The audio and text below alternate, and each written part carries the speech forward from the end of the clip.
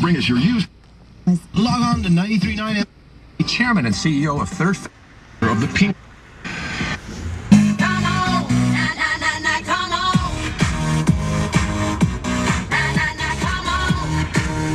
Good evening, London.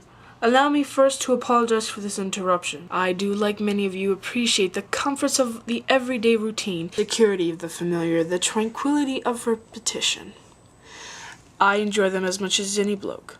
But in the spirit of commemoration, whereby those important events of the past, usually associated with someone's death or the end of some awful bloody struggle, are celebrated with a nice holiday, I thought we could mark this November the 5th, a day that is sadly no longer remembered, by taking some time out of our daily lives to sit down and have a little chat.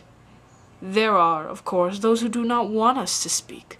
I suspect even now orders are being shouted into telephones and men with guns will soon be on their way. Why?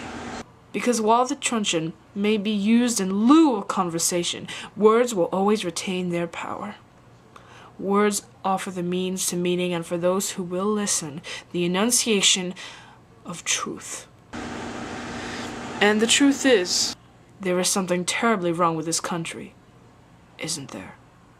Cruelty and injustice, intolerance and oppression. And where once you had the freedom to object, to think and speak as you saw fit, you now have censors and systems of surveillance, coercing your conformity and soliciting your submission.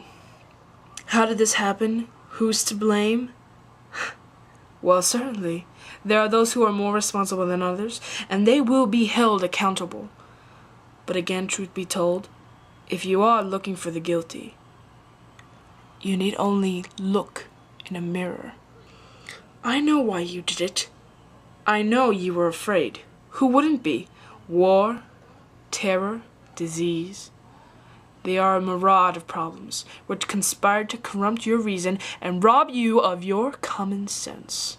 Fear got the best of you, and in your panic, you turned to the now High Chancellor Adam Sutler. He promised you order, he promised you peace, and all he demanded in return was your silent, obedient consent. Last night, I sought to end that silence. Last night, I destroyed the Old Bailey to remind this country of what it has forgotten.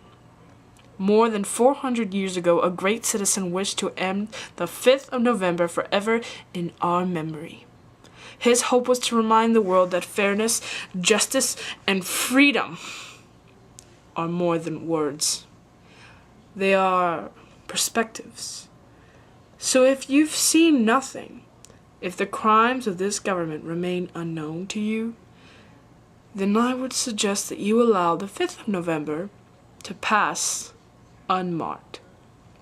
But if you see what I see, if you feel as I feel, if you would seek as I seek, then I ask you to stand beside me 1 year from tonight, outside the gates of Parliament, and together